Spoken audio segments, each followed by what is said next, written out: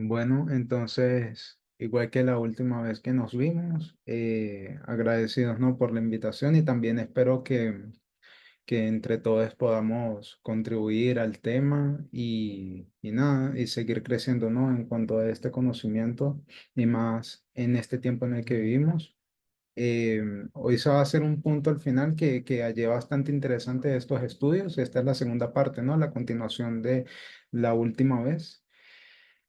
Y nada, vamos entonces a hacer un resumen sobre lo que hablamos en la última oportunidad. Y yo no sé si alguien pues se anima a mencionar alguna de las cosas, algunos de los temas que tocamos, porque son varios. En general, ¿no?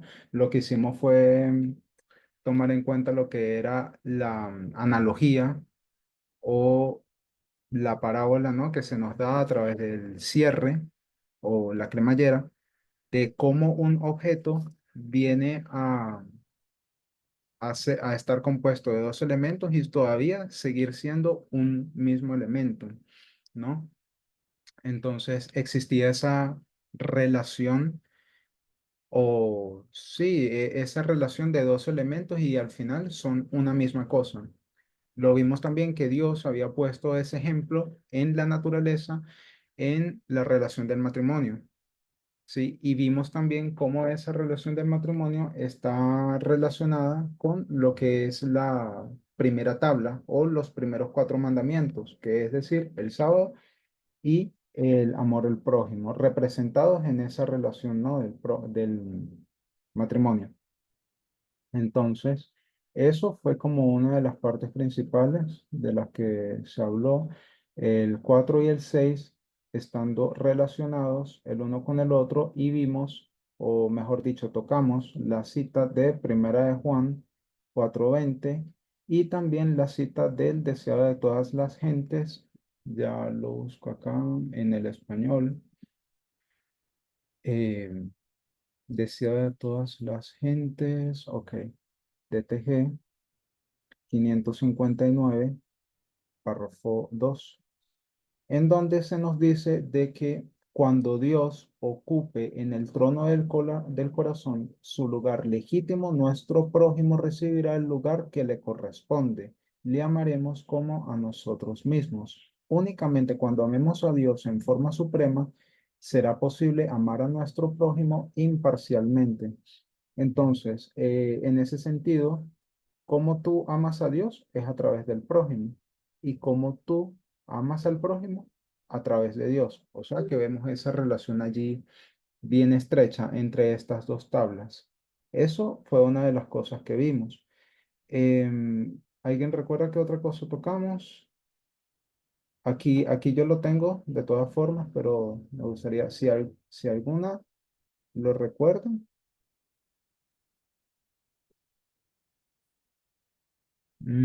Ok, bueno, entonces vamos a ir avanzando. No sé si recuerdan, pero hablamos de 1850 y 1890. Eh, habíamos utilizado este periodo de tiempo comparándolo con nuestra propia historia. ¿Si recuerdan esta parte? ¿Qué pasaba en 1888? ¿Qué hubo aquí en 1888?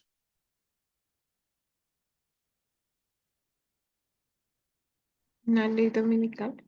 Una ley dominical bien, pero digamos, ¿qué personajes, mejor dicho, dentro del adventismo son importantes en todo este periodo, digamos, del 80 al 90 en esa última década de esa línea que estamos tomando como ejemplo? ¿Sí te acuerdas? Jones. Warner y Jones, Sí, exacto. y Digamos, ¿y cuál era el mensaje que ellos traían? de la justificación por la fe. La justificación por la fe. Y anteriormente, ¿qué era el mensaje que habían recibido los mileritas? ¿Se acuerdan? Pero que no colocaron en el diagrama del 50.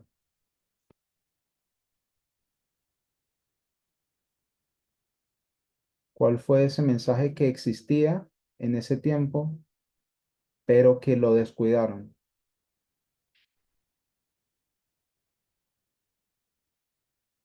El de la naturaleza humana. Ok, la naturaleza humana estaría más bien relacionado con el tema de la justificación por la fe. Así que recuerden, el mensaje tiene dos componentes, ¿sí? El mensaje se compone tanto del tema de la naturaleza humana como ¿cuál otro componente? El sábado, Mm, sí, el ¿no? sábado, pero digamos, los derechos humanos, ¿no? Ajá. Los derechos humanos y la igualdad. Entonces, en el tiempo de Jones, Wagoner, Ellen White, ellos tenían también esos mismos dos componentes. Por una parte, tienen el tema de la naturaleza humana con la justificación por la fe o con Cristo en ti. Entonces, digamos, tienen el mensaje de Cristo en ti y aunado a esto, lo voy a colocar así. Ok, y aunado a eso tienen el mensaje de los derechos humanos. Ahora, ¿cuál es el tema de los derechos humanos aquí en esta historia? ¿Por qué hablamos de derechos humanos en esta historia? ¿Se recuerdan? Por eso los apunté a 1850, el diagrama, algo que ellos olvidaron, que era un tema de su tiempo, pero no le prestaron suficiente atención. Se concentraron en otra cosa. ¿Cuál era ese tema? ¿Qué pasó en 1850? Bueno, la ley dominical sobre el esclavo fugitivo, bueno, es. Entonces el tema era la esclavitud. Ujú. Entonces, en su tiempo la esclavitud era un tema y lo vemos aquí ejemplificado con los derechos humanos. Entonces, Waggoner y Jones sí vinieron a presentar el tema, ¿no? Que es Cristo en ti y la naturaleza humana, los derechos humanos, o sea, en general, ¿ya? Porque ellos se concentraban era en la práctica, cómo eso se veía. Y el adventismo, ¿en qué se concentró? En su primer momento, ¿no? Vendría a ser en el sábado. Entonces, ellos se apropiaron de la verdad del sábado y olvidaron lo que era una otra verdad, ¿no? Fundamental, que era la esclavitud del abolicionismo y la igualdad o los derechos humanos. Olvidaron esa parte.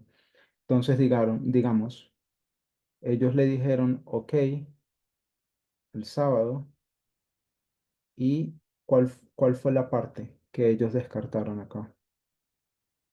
La parte de los derechos humanos, ¿no? Lo descartaron y lo vemos allí en el gráfico del 50 que ellos no lo tomaron en cuenta.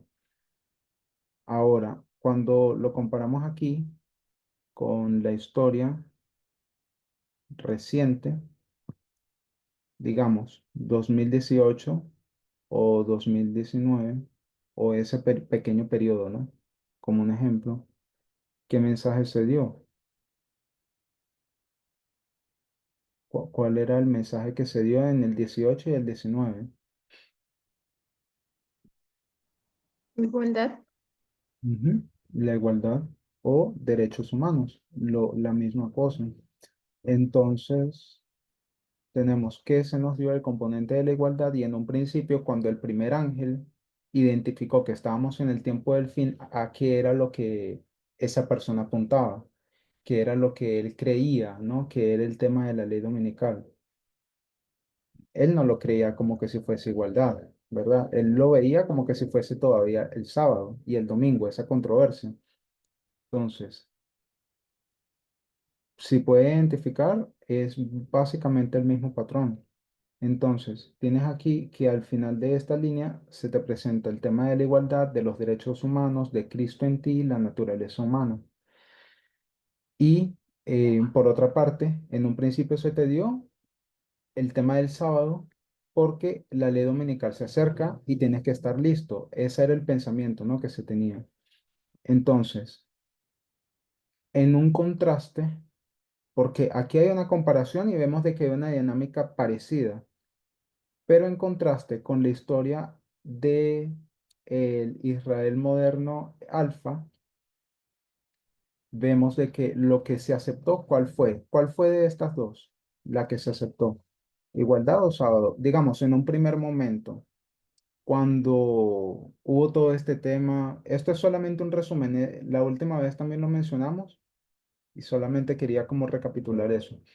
Pero entonces, la gente que comenzó a confundir cuando el anciano Tess llegó mencionando los temas de igualdad, temas como la reforma del vestido, eh, mucha gente lo tomó como, bueno, entonces estamos en igualdad, digamos, estamos revisando muchas cosas que antes creíamos que estaban bien.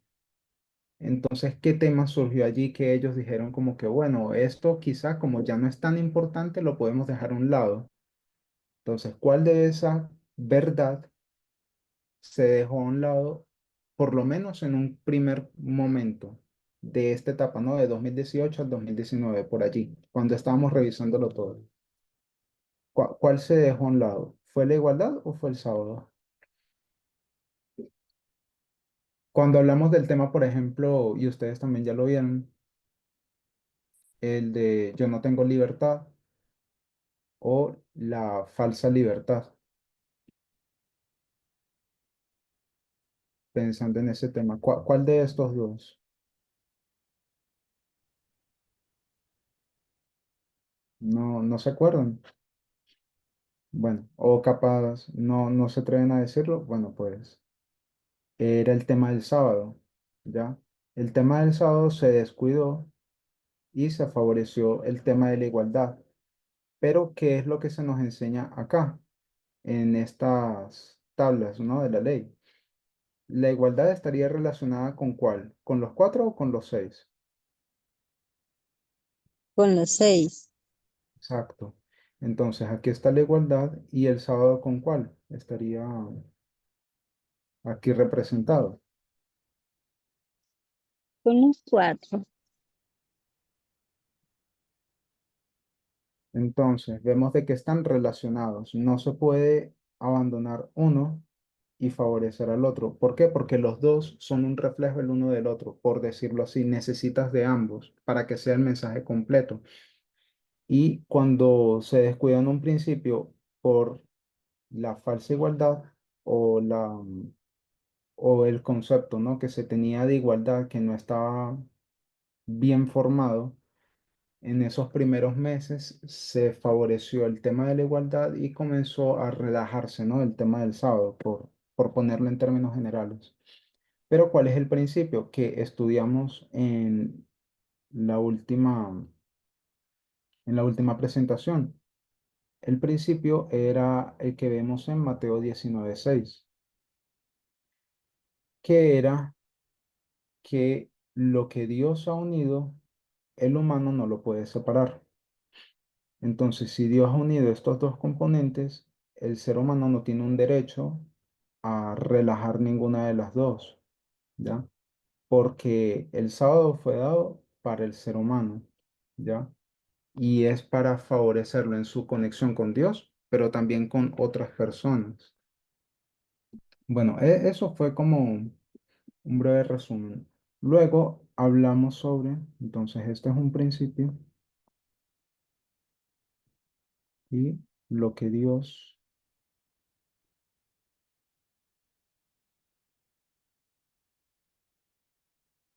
unió no puede ser separado.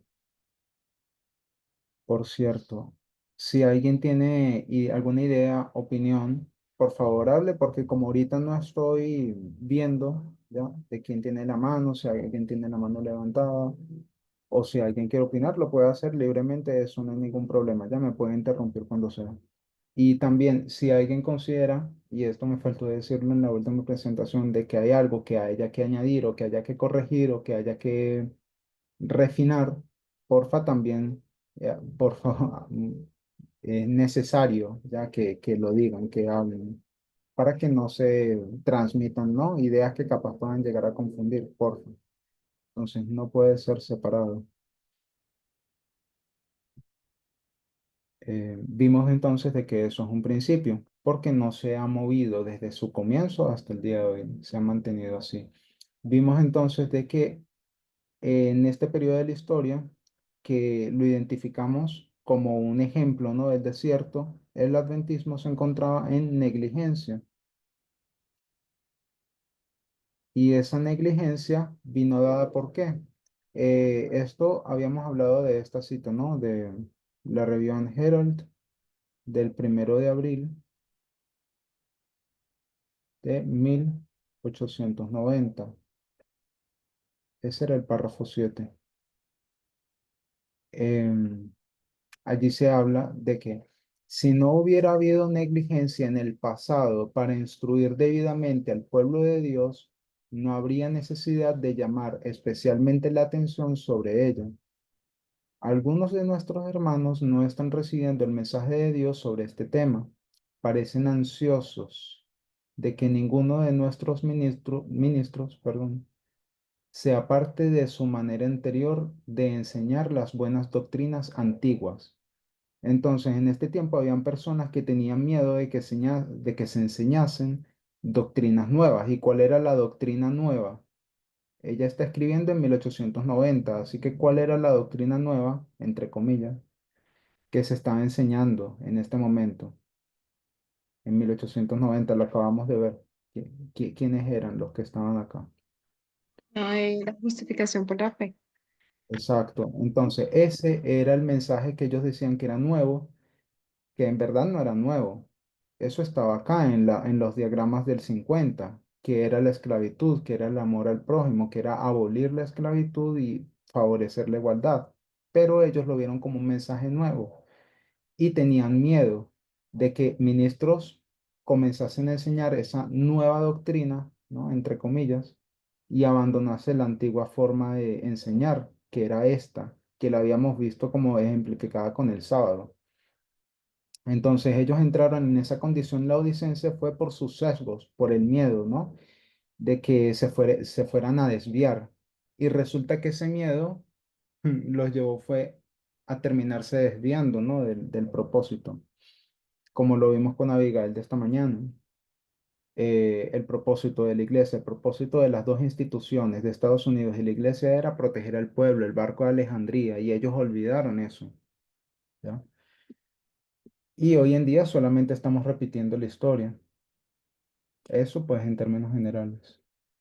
A ver, vimos también de que ese mensaje de la justificación por la fe de John C. Wagoner lo que iba a hacer era despertar al pueblo porque estaban dormidos, pero ellos no prestaron atención.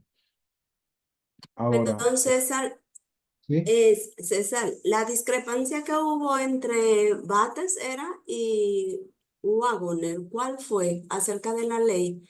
¿Qué era lo que defendía Wagoner? Bueno, no estoy muy claro de eso. Yo me imagino que te refieres a lo La de ley en Gálatas, sí. la ley en Gálatas sobre si la ley era la ley ritual o si era la ley de los 10 mandamientos.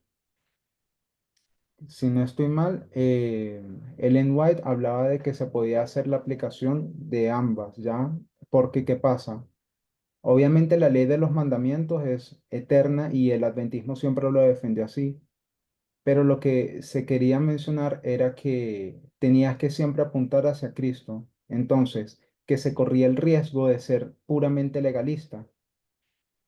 Había ese temor, ¿no? Tanto de unos como de otros, de que el adventismo pudiera llegar a ser legalista y por eso se aferraba mucho a lo que era, no, esa era la ley ritual, la que se crucificó la que, bueno, la que se dejó en la cruz, pero no estoy muy Era, claro. Ujú. sí, sí tiene, y era como un poco lo que se estaba viviendo, ¿no? En ese contexto, porque ellos era de una manera como se quedaron anclados como en el antiguo Israel, ¿no? Guardando solamente la forma de la ley. Por eso Ujú. entonces no reconocen el mensaje de igualdad que les llega, que es como la esencia, ¿no? De la ley de Dios, Sí, donde debemos gracias. de ver los derechos humanos y la igualdad entre unos y otros.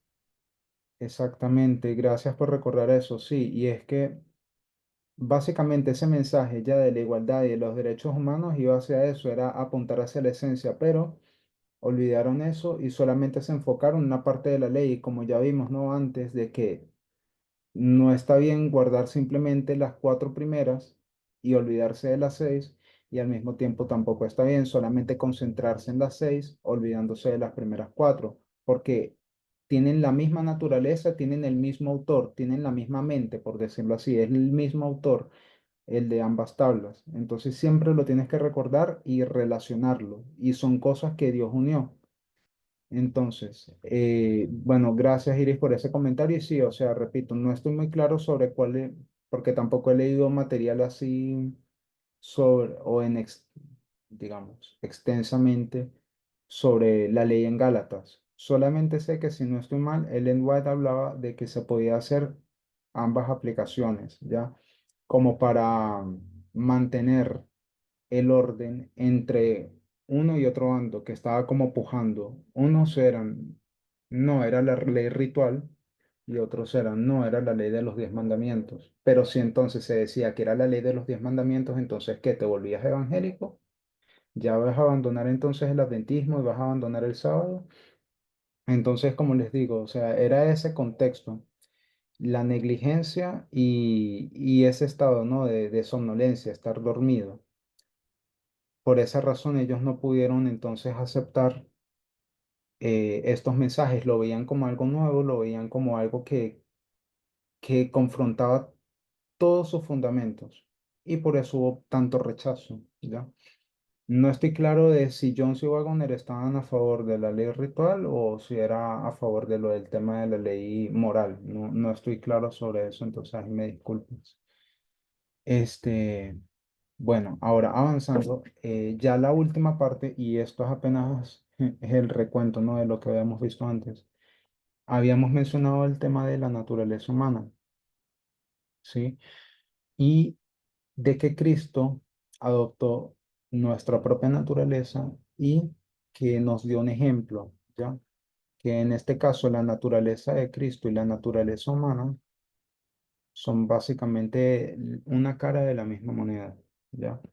Habíamos visto de que ambos se componen de lo que era la divinidad, ¿sí? Revestida de humanidad, así para hacerlo más simple.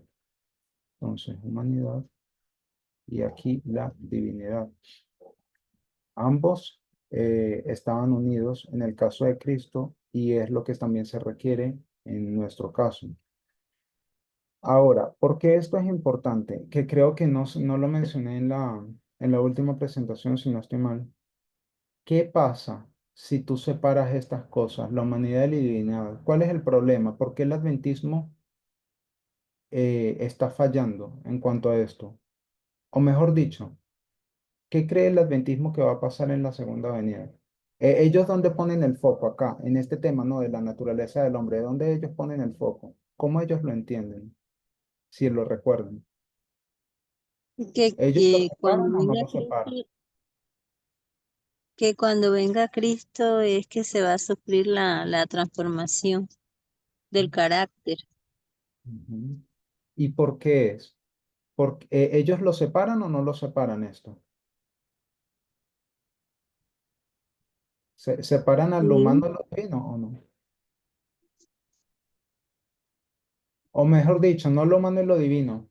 Ellos separan esto, el cuerpo exterior del corazón, lo separan.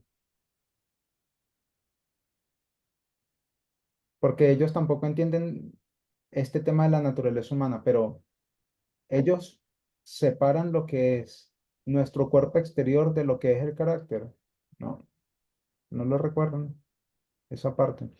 Porque ellos qué dicen, ¿qué es lo que comete el pecado? Ellos se basan en el texto, ¿no? De Romanos, de Pablo, que dice que el querer el bien está en mí, pero no en mi carne. ¿Se acuerdan? Y esa parte de la carne nosotros la entendemos como siendo qué cosa, las pasiones, ¿verdad? Pero para el adventista la carne, ¿qué es? Cuando habla así, tomando ese texto de Romanos, ¿ellos qué creen que es la carne? El pecado. No sé si alguien sabe o se quiere animar a dar otra respuesta que no sea el pecado o tú misma, Lili. Corazón, tú acabas de decir. No, el adventista s- toma ese texto de Romanos que dice que lo bueno está en mí, pero no en mi carne. El adventista toma esa palabra carne como siendo qué cosa, esto, El el espíritu. recipiente. No, no, el recipiente, esto, nuestra, literalmente nuestro envase, o sea, nuestro recipiente, tus brazos, tus piernas, tus ojos, ¿sí me entiendes? Pues la Sí, la casa casa. donde vivimos. Exacto, entonces ellos creen de que eso es lo que está mal, no lo que está aquí adentro, sino esto, la carne es lo que te hace a ti pecar, ¿entiendes? Como que si tu cuerpo tiene algún defecto, por decirlo así. Por eso es que cuando Cristo viene, ¿qué es lo que va a pasar? Una glorificación del cuerpo, ¿cierto? Entonces, por eso es lo que Liliana acaba de decir hace rato, de que el adventista cree de que en el momento que Jesús vuelva, todo eso va a acabar. ¿Por qué? Porque lo que cambió fue lo que estaba mal. Y según el adventista, ¿qué es lo que está mal entonces? Es el cuerpo, según el adventista, ¿entiendes? Que eso es lo que te hace, ¿ya?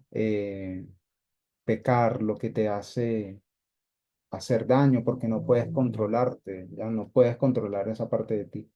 Así que cuando Jesús viene y te transforma el cuerpo, entonces automáticamente ya también tu carácter está todo en orden, está todo ok. ¿Sí ven? Entonces, ¿ellos separan o no separan esto? Ellos hacen esa separación, ¿sí? Y por eso es que entonces llegan a esas ideas y llegan a esas conclusiones que no están bien. Es por eso, porque ellos hacen esa separación entonces. ¿Sí lo vieron? ¿O si entendieron? O si alguien quiere además... Sí, sí, se añadirlo. entendió. Gracias, César. Claro. Entonces ahí es donde está el peligro ya de separar estas cosas, estos conceptos de la naturaleza humana, por ejemplo. ¿Ya? Caes a esas mismas conclusiones, te despreocupas de tu preparación aquí en la tierra, te despreocupas del tiempo de cierre de gracia, te despreocupas de la ley dominical, dejas de hablar de esos temas, descuidas tu preparación, porque tú esperas de que Jesús te va a cambiar en la segunda venida, el cuerpo, y al cambiar el cuerpo también cambia todo lo interno automáticamente. Bueno, luego hablábamos sobre lo que era el pensamiento inclusivo y en la tercera presentación, pensamiento de inclusivo. En la tercera presentación de Catherine Dibrinaya, es que se llama ella, ella hacía una aclaración sobre lo que es el pensamiento inclusivo y ya, en el momento, ¿no?, que se habló en la primera presentación, aquí lo estoy buscando para que lo podamos repasar, que me pareció muy interesante. Eh, Habíamos hablado del pensamiento inclusivo en el sentido de la apariencia física, ¿no? Y se había mencionado de que esto estaba muy relacionado a gustos y sobre todo al tema de apariencia, ¿no? Por ejemplo, ¿por qué a ti te gusta cierta apariencia en lugar de otro tipo de apariencia? ¿Sí? Entonces se tomaba el ejemplo de mujer con cabello largo o mujer con cabello corto. Y a lo que se hizo énfasis es de que nadie tiene derecho a tener una opinión sobre una apariencia que adopte una persona. Ya, nadie tiene derecho sobre eso. Ese fue como el punto así que se hizo, pero además de eso, y voy a leer acá, ella también retoma ese punto y lo expande. Entonces, aprovechando el momento de la revisión, vamos a hacerlo, dice. Pensamientos inclusivos, pensamientos y acciones sincronizadas, pensamiento y acción. Lenguaje inclusivo sería la acción y el pensamiento inclusivo sería tu creencia del por qué es necesaria el lenguaje inclusivo. No tengas ninguna opinión sobre cómo otra persona se quiere expresar, vestir o su apariencia, porque no tienes derecho a tener una opinión sobre la apariencia de nadie. Por ejemplo, el largo del cabello. No le impongas estándares a otras personas, ni siquiera en tu propia mente. De igual forma, el tema del lenguaje inclusivo no es solamente dar un servicio de labios y repetir automáticamente ciertas palabras no binarias, ni tampoco tratar de tolerarlo, sino entender el por qué eso es importante y comprender las diferentes realidades, ¿ya? Y luego ella dice que todo esto está relacionado el pensamiento inclusivo está relacionado con un cambio de corazón, ¿sí? Porque lo que tú estás allí cambiando entonces sería la raíz, es decir, pensamientos, sentimientos, ¿ya? Emociones, tu carácter en general, porque el carácter está compuesto de eso, de pensamientos y sentimientos. Luego dice, está relacionado con un cambio de corazón y una experiencia religiosa.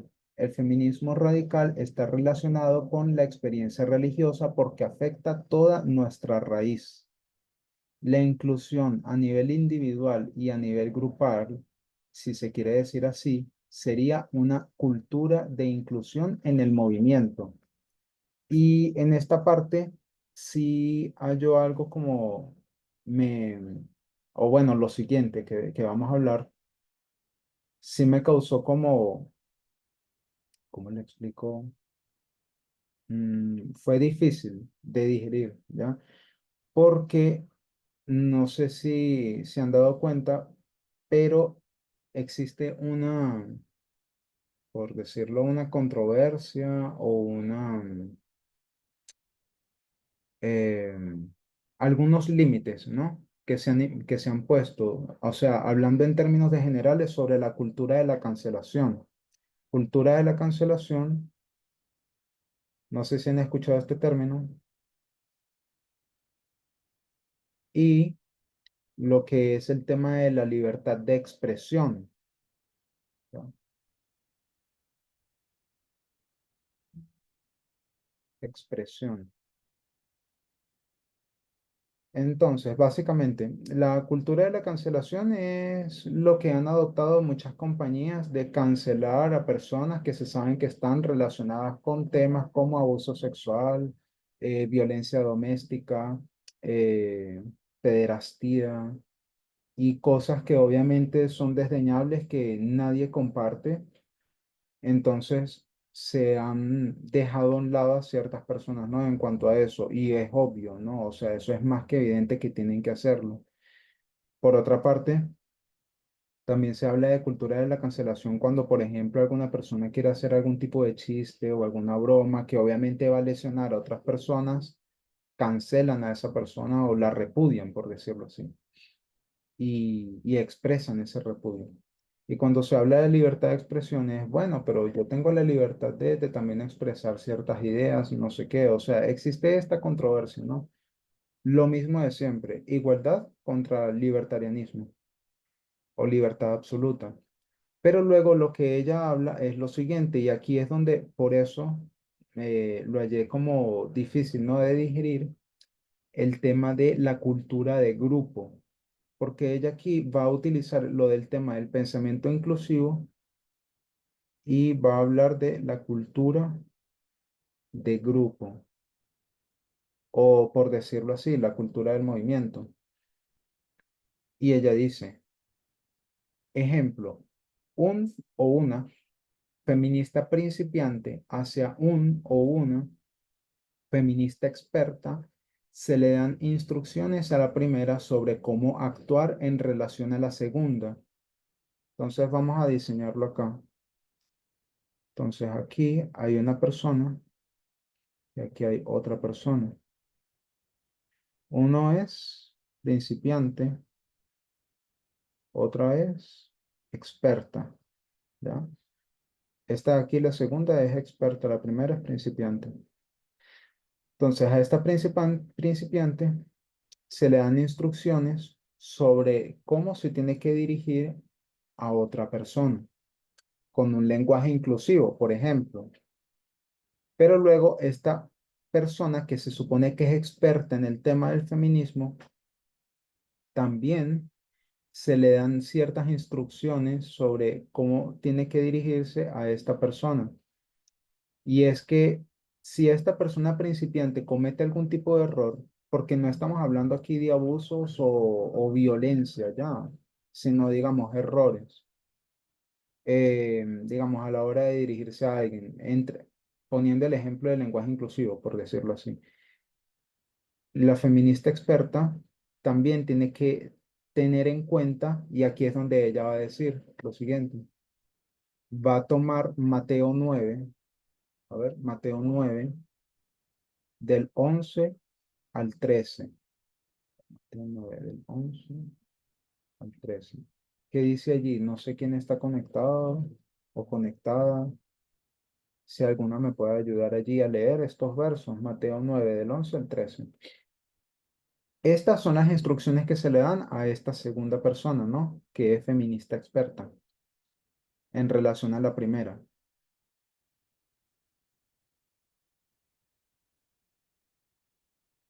¿Puedo leer? Sí, sí, porfa. Dice, y cuando vieron esto, los fariseos dijeron a sus discípulos, ¿por qué comes, pues, por qué come vuestro maestro con los publicanos y los pecadores? Y oyéndolo Jesús le dijo, los que están sanos no tienen necesidad de médico, sino los que están enfermos. Id pues y aprended lo que significa misericordia quiero y no sacrificio, porque no he venido a llamar justos, sino a pecadores al arrepentimiento. Gracias.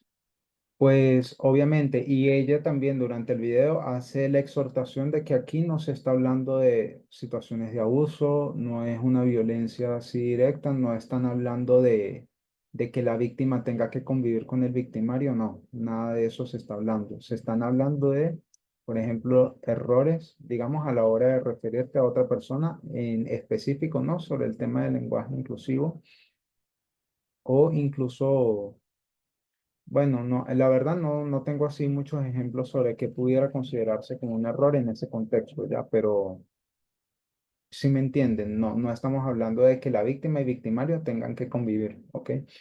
Entonces el punto que se hace acá, o que ella intentó decir, es lo siguiente, que personas, y ella habla de gente aquí del mensaje del movimiento, todes que estamos aquí involucrados con el crecimiento y esta religión, ¿ya?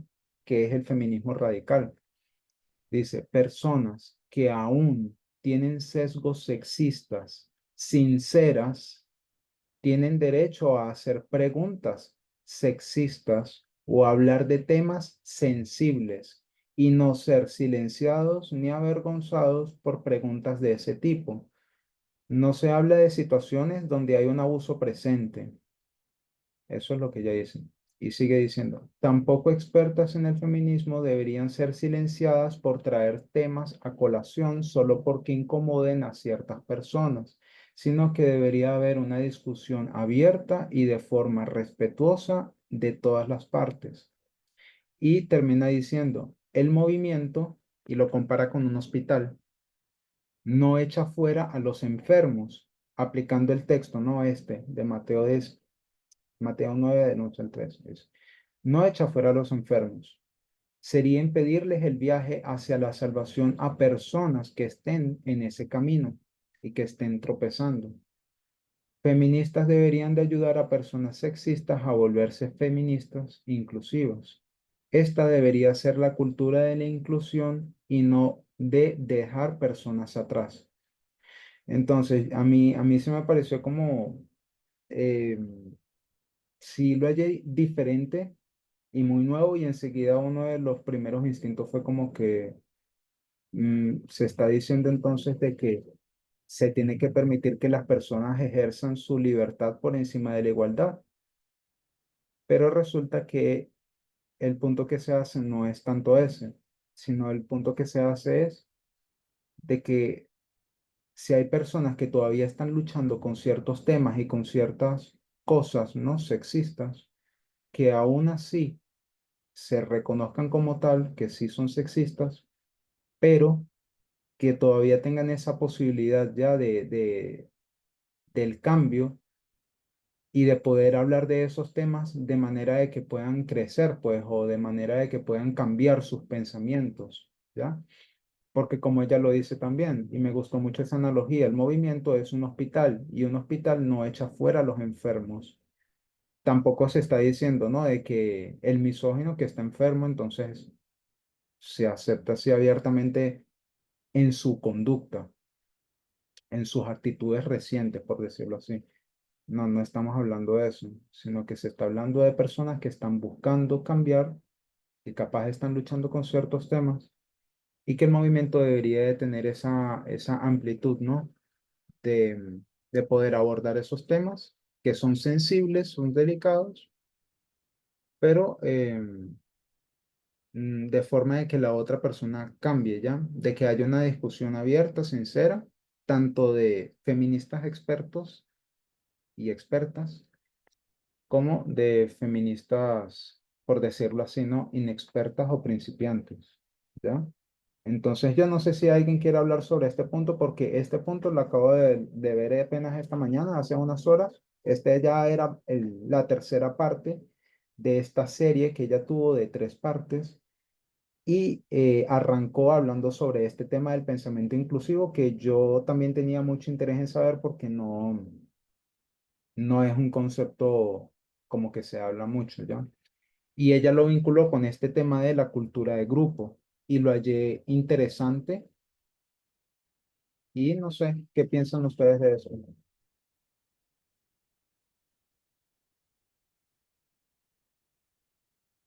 Si quieren opinar sobre eso, claro.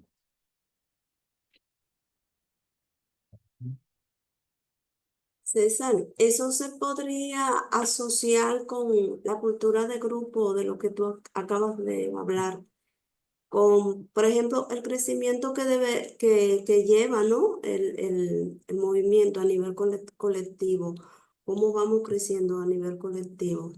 Se supone deberíamos de ir al mismo nivel, ¿no? Pero también se sabe que uno va más adelante que otro. Ujú. Entonces, eso que quedan en crecimiento individual, ¿podría esta persona que aún necesita todavía estar ahí en el crecimiento individual? Y más adelante, no sé qué medio usará Dios para que alcance a los que ya están a un mismo nivel. Exacto. ¿Cuál es tu opinión? Bueno, fíjate, ella lo ilustró también de esta forma. Entonces, aquí todos estamos yendo hacia un lugar, ¿no? Que vendría a ser la salvación. Pero obviamente, digamos, como que vamos en fila india, por decirlo así. Entonces, hay algunas personas, como tú lo dices, ¿no? Van más adelante que otras, ¿ya? Esta persona que va mucho más adelantada que otra, básicamente lo que yo entendí de eso es de que tiene que tener o ejercitar paciencia en relación con, por decirlo, ¿no? Con esta última otra persona que capaz tiene sesgos todavía, ¿no? Sexistas o todavía no ha comprendido muchas de las cosas. Entonces es necesario ejercitar paciencia ya de parte del que va mucho más adelantado y de parte del que va mucho más atrasado, tener abertura y estar dispuesto a cambiar, porque el arrepentimiento es una mentalidad y la mentalidad del arrepentimiento es la de siempre estar dispuesto a comprender las cosas como son y cambiar, ¿ya? Entonces, sí, ella de hecho, y este estudio o era mi objetivo, ¿no? De que en este estudio también se hablase sobre lo colectivo contra lo individual, porque el estudio va a tomar mucho de lo que es eso, la parte colectiva y la individual. Básicamente es lo mismo que esto. Cuando se está hablando de todo este tema de lo que Dios unió, se está hablando siempre de esto, 4 mandamientos, 6 mandamientos, cosas que son indivisibles. Lo mismo pasa aquí.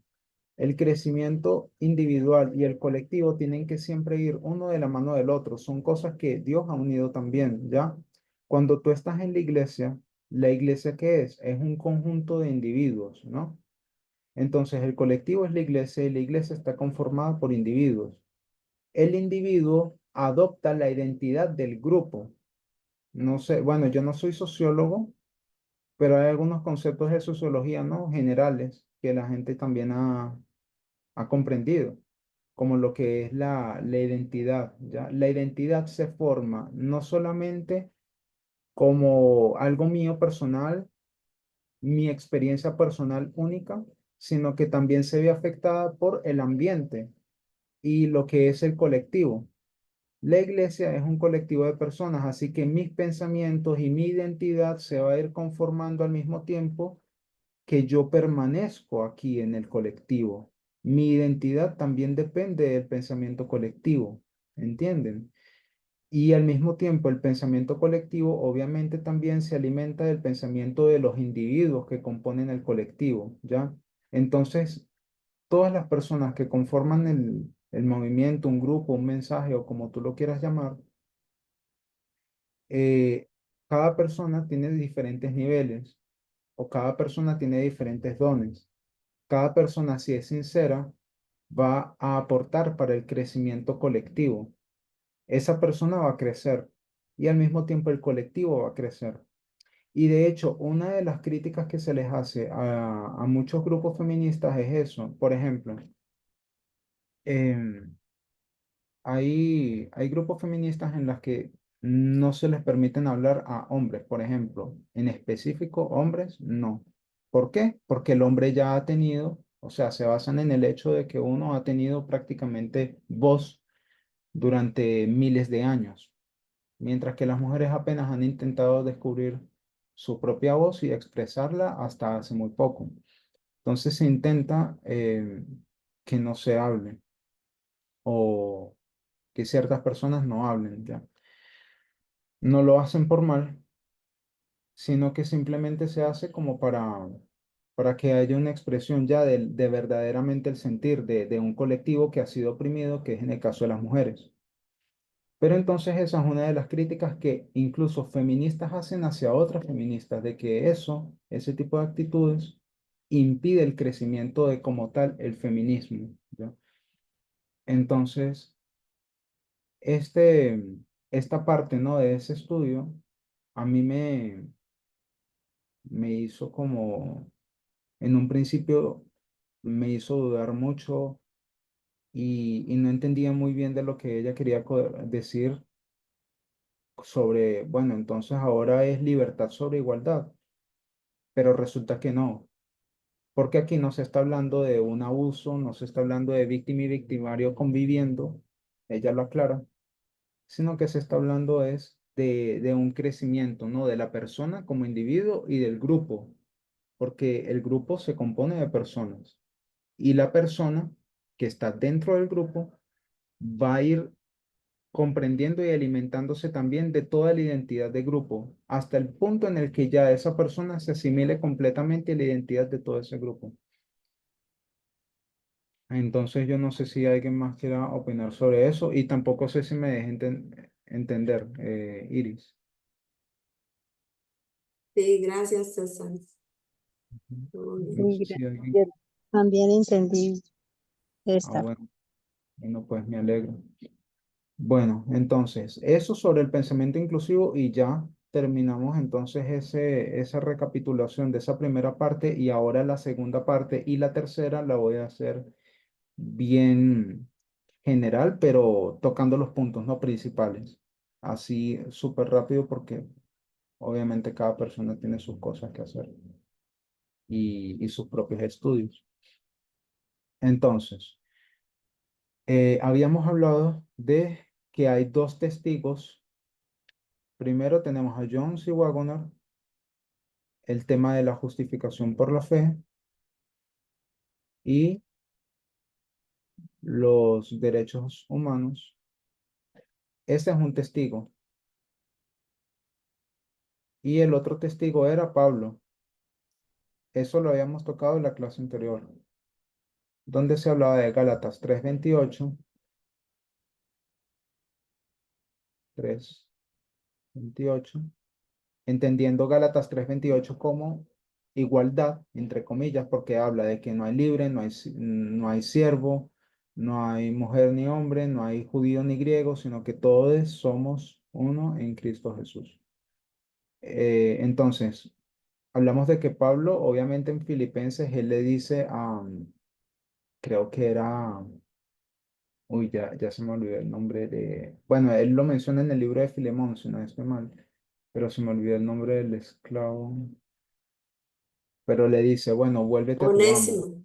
Ah, Onésimo, gracias. Le dice a Onésimo, bueno, vuélvete a tu amo. O sea, no estoy diciendo de que Pablo comprendiese o defendiese la igualdad al 100%, pero por lo menos en Gálatas hay como una abertura, ¿no? A esa idea de la igualdad, de que al final toda persona es una en Cristo Jesús.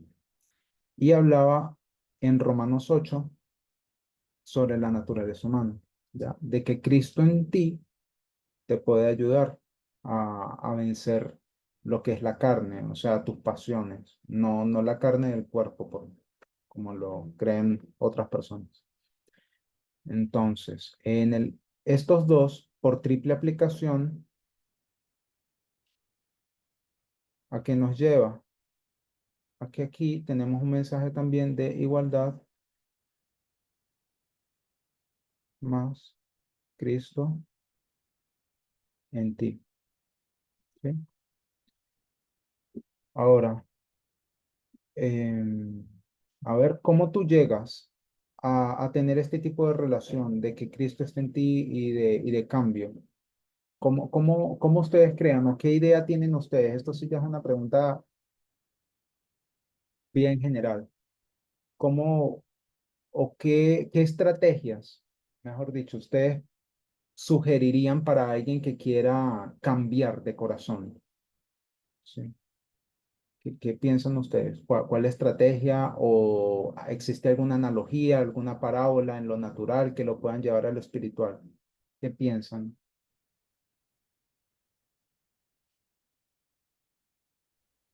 ¿Puedes aclarar la pregunta, César? Sí, ok. Digamos, una persona quiere cambiar de corazón. ¿Cómo o qué tú le dirías de qué tiene que hacer para que eso pase? Y te digo, ¿qué es lo que le diría a un adventista como un mal consejo? Entre comillas, no, o sea, mal consejo. Un adventista diría, bueno, pues busca de Cristo. Ok, pero ahora como tú, que eres parte del movimiento, del mensaje, que tienes mucha más experiencia, ¿cómo se ve eso en la vida real? ¿Cómo se ve eso en la práctica? Eso de, bueno, busca a Cristo. ¿Cómo es eso?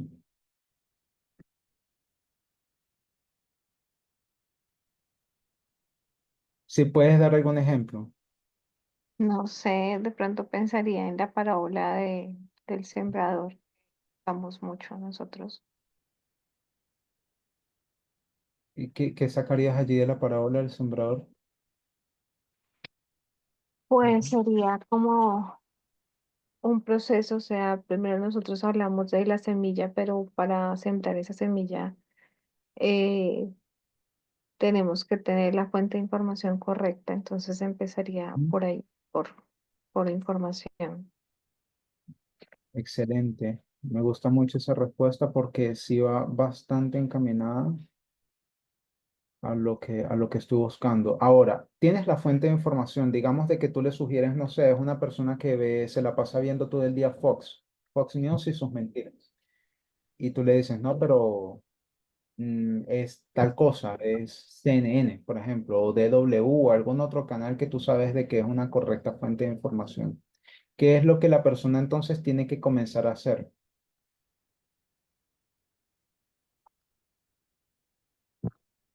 Porque ya tú le dijiste busca o lo encaminas, ¿no? A una fuente de información. Ahora, la persona, de parte de la persona, ¿qué le toca hacer? Si de verdad quiere cambiar. Como el pensamiento que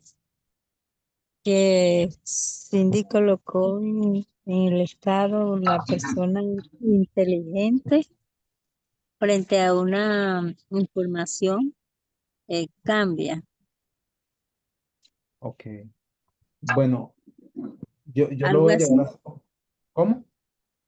O sea, sí se me viene así algo así a la mente, pero no tengo así las palabras exactas para decir. No, está bien, gracias. Gracias por César, querer. Sí. perdón. Ujú. Dale. Gracias. Entonces, César, como acaba de decir Yesenia, primero la información correcta. ¿no? Es decir, continuar, recibir la información adecuada, pero nos juega también un papel importante el que esa información se reciba con confianza, es decir, con fe, Ok, para que se pueda hacer el trabajo y bueno, continúe abasteciéndose de información adecuada. bueno, entonces, César, acá, disculpa, acá encontré el pensamiento.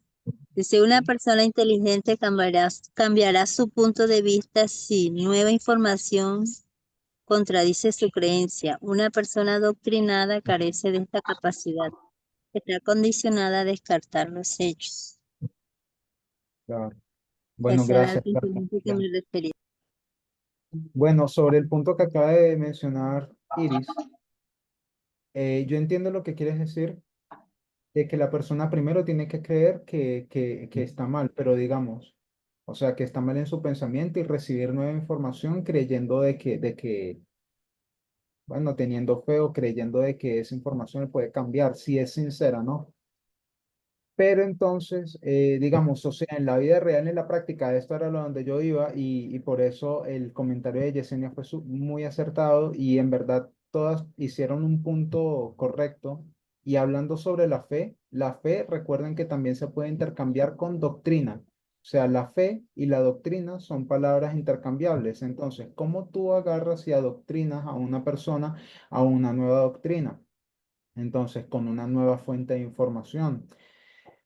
Esa persona, si de verdad es sincera, va a ir a esa fuente de información y ¿qué es lo que va a hacer? Va a consumirla, así como el librito, en el caso de Apocalipsis, si recuerdan, ese movimiento adventista en un principio pasó por toda una experiencia y es comiendo ese librito.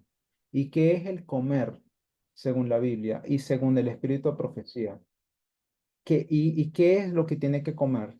Tiene que comer a Cristo. ¿Y Cristo qué es para nosotros hoy? ¿Qué es Cristo? ¿Con qué lo intercambiamos? Con un mensaje, ¿no? O sea, Cristo para nosotros vendría a ser el mensaje, ¿ya? Este librito, si tú quieres cambiar de corazón, necesitas es comer. ¿Qué cosa? Vamos a leerlo entonces en el deseo de todas las gentes. Página 353, párrafo 2. Se lo voy a pasar por aquí por WhatsApp. Y el 353.3. Si alguien me puede colaborar, ya se los estoy pasando ya por el WhatsApp aquí al grupo este de estudios proféticos. La que lo tenga, si por favor lo puede leer.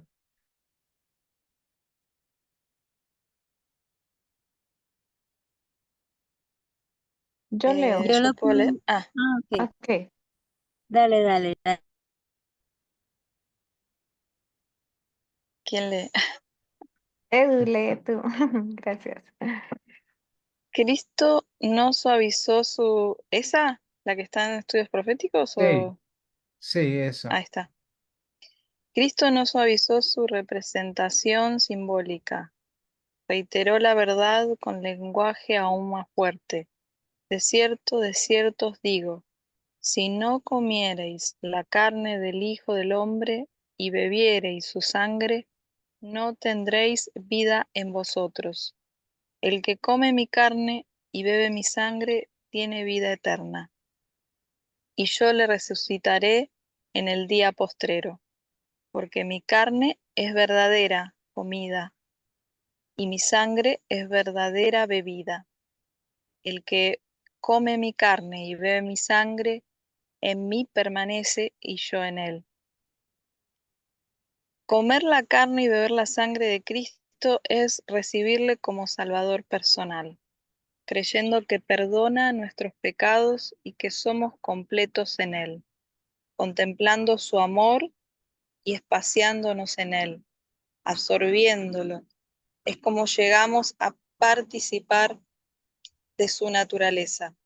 Lo que es el alimento para el cuerpo debe serlo Cristo para el alma. El alimento no puede beneficiarnos a menos que lo comamos, a menos que llegue a ser parte de nuestro ser. Así también Cristo no tiene valor para nosotros si no le conocemos como Salvador personal. Un conocimiento teórico no nos beneficiará. Debemos alimentarnos de él, recibirle en el corazón, de tal manera que su vida llegue a ser nuestra. Debemos asimilarnos su amor y su gracia. Gracias, Edurne. Y bueno, ahora te pregunto a ti mismo, Edurne, ¿qué tipo de parábola hay aquí? Sabes que hay diferentes tipos, ¿no?, de parábolas.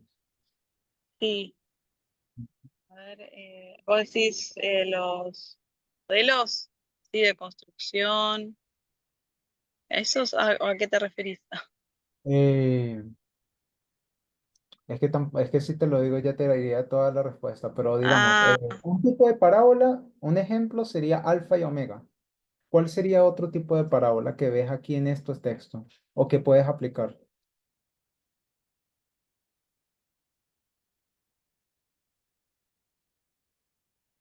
Si alguien sabe antes, si le puede ayudar también, como para...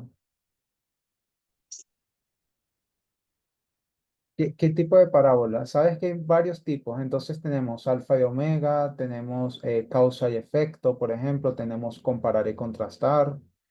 ¿Cuál sería entonces este tipo? eh,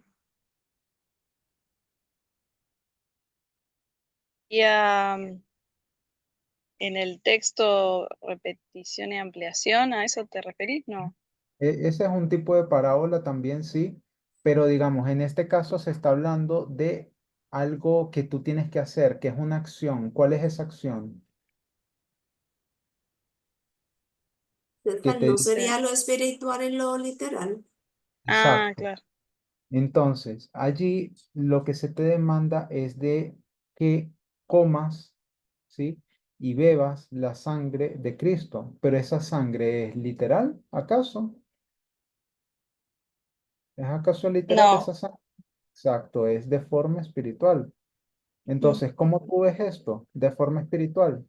En el librito que tú tienes que comer, que esa es la información que tú necesitas, digerirla, mejor dicho, primero masticarla, luego tragarla, luego la digieres. Y cuando tú la digieres, ¿qué pasa? Según Apocalipsis 10, en la experiencia de estos primeros adventistas, por decirlo así, Apocalipsis 10:9. Pues hay un Cu- cambio de Exacto, corazón. un cambio de corazón. Gracias, Liliana. Entonces, tú primero absorbes ya la información, la masticas, luego la tragas, la digieres y eso va a generar en ti una reacción porque toda acción tiene un efecto.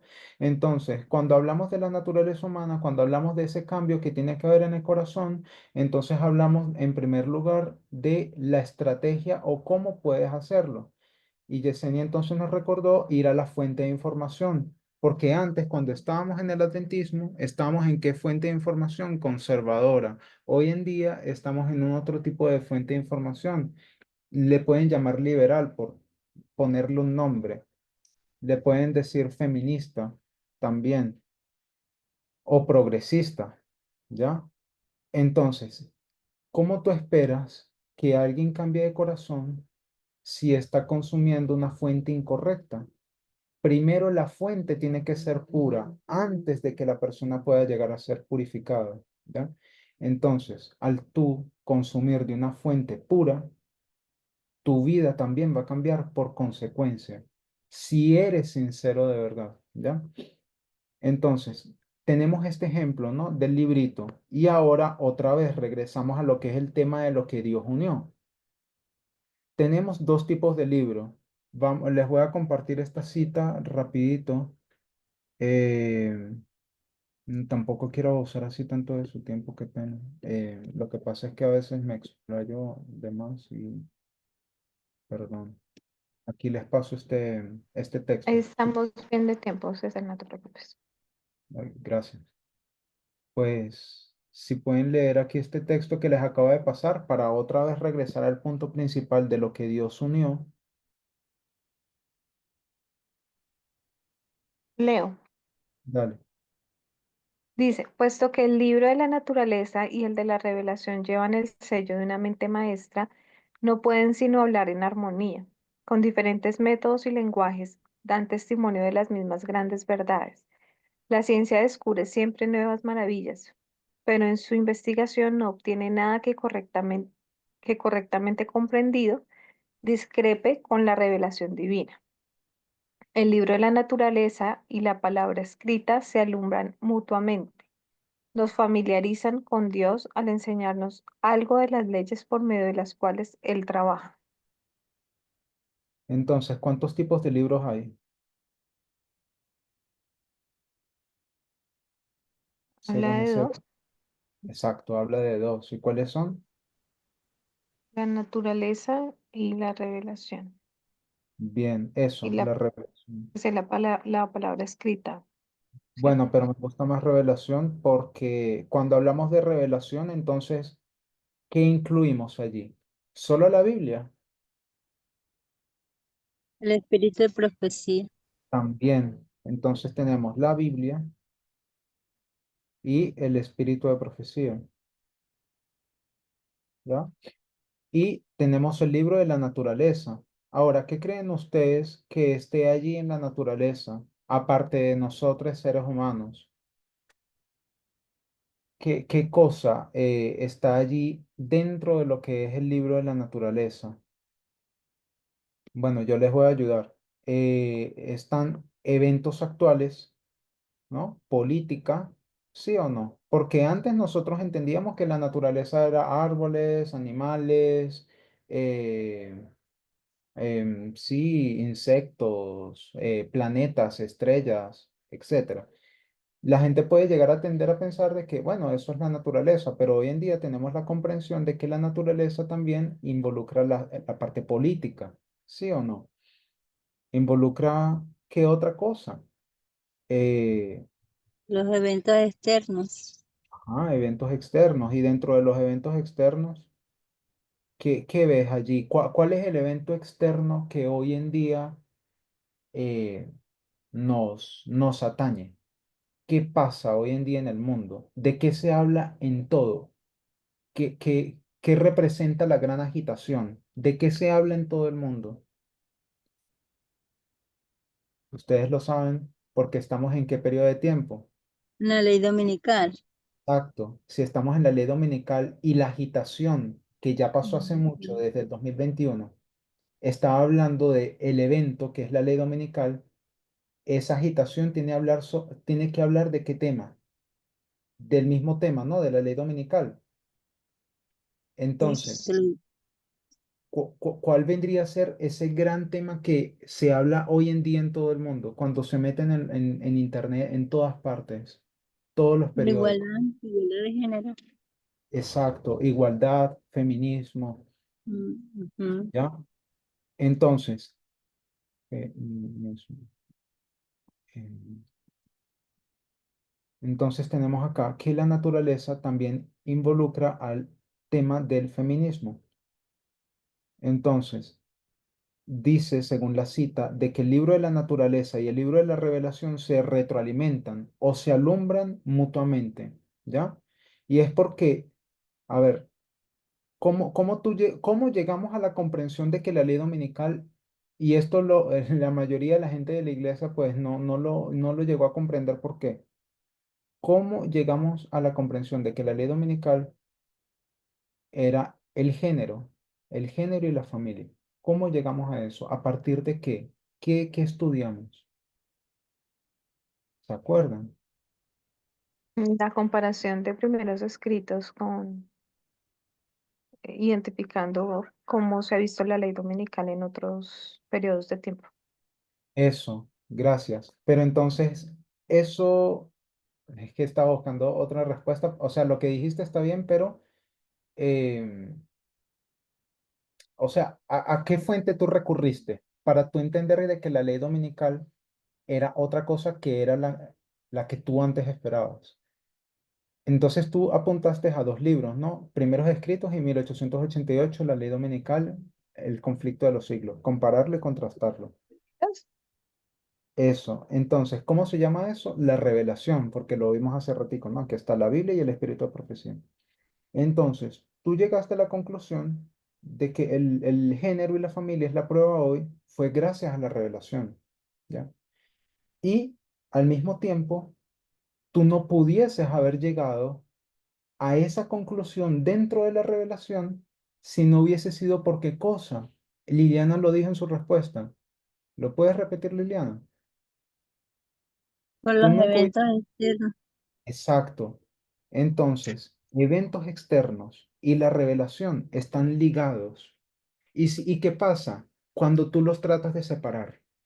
Así como cuando tú tratas de separar la experiencia grupal y la colectiva, o cuando tú tratas de separar el sábado con el tema de la igualdad. ¿Qué pasa allí? ¿Cuál es el resultado? ¿Qué piensan?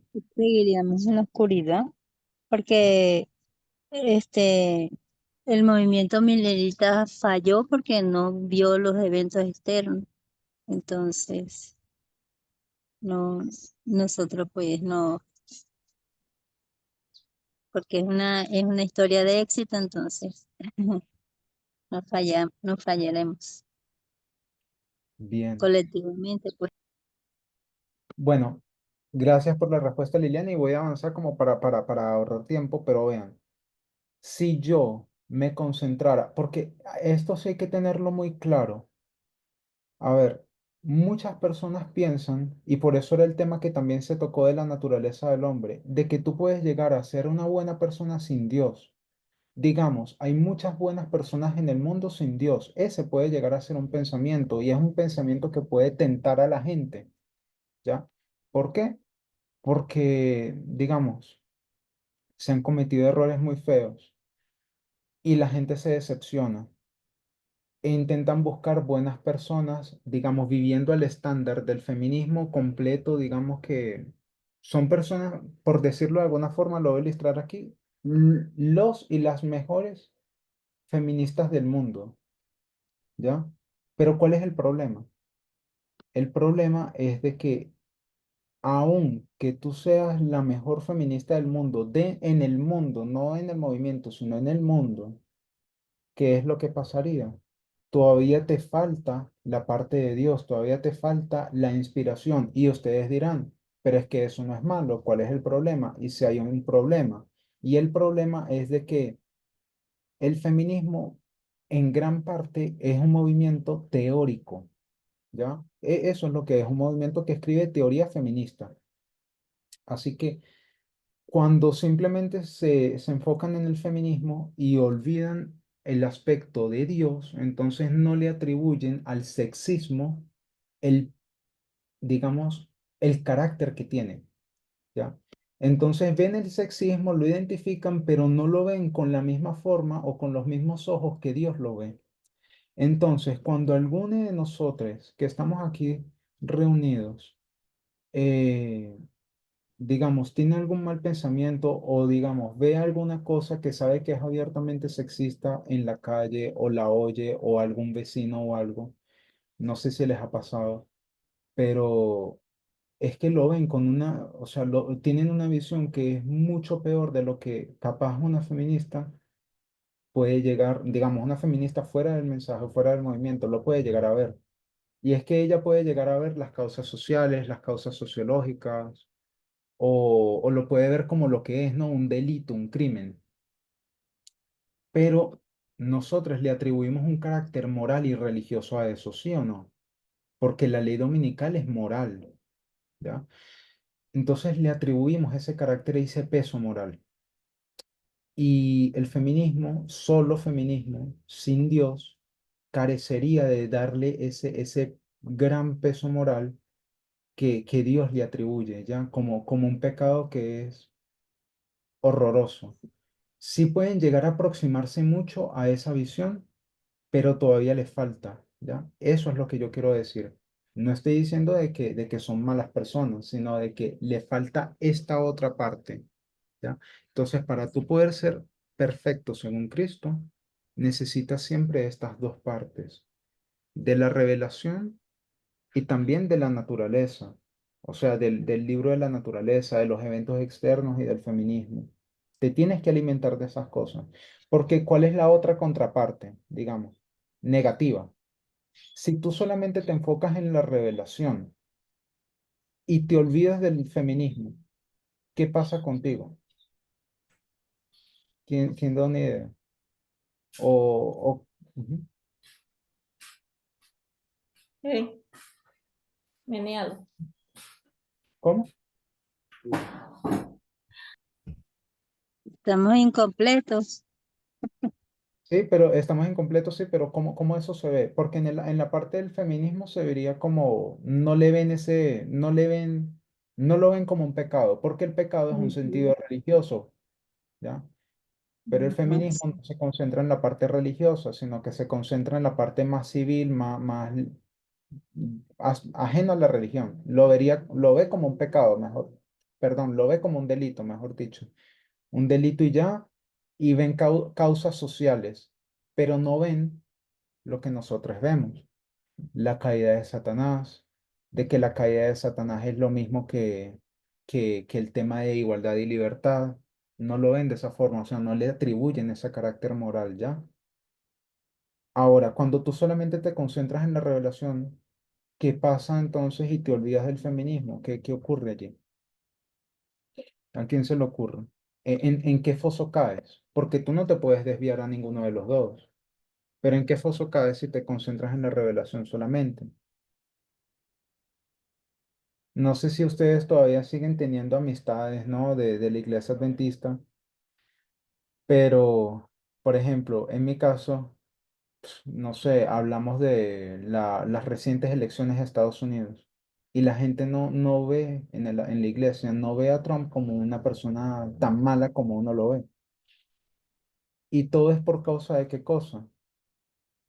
Pues yo sé que lo saben, pero capaz se lo olvidan porque son muchas cosas que uno ha visto y leído. Teorías de conspiración, ¿ya? Entonces, si tú solamente te concentras en la revelación y olvidas el feminismo, caes en teorías de conspiración. Y al mismo tiempo, si tú te concentras únicamente en lo que es estudiar el feminismo, que no está mal, eso es lo que uno necesita, ¿ya? Uno necesita comer eso para uno poder reaccionar y ser y cambiar de comportamiento, uno lo necesita. Pero si, digamos, en el mundo sin Dios, te llegases a simplemente te concentras en esto y en esto, te olvidas del aspecto religioso, ¿ya? Y necesitas de las dos, ¿ya? Porque necesitas de un salvador personal, lo leímos hace rato. Entonces, ¿necesitas para qué? Para poder tener una visión más clara de las cosas. Eso sería una. Y la otra sería explicar los por qué. Ah, Marta.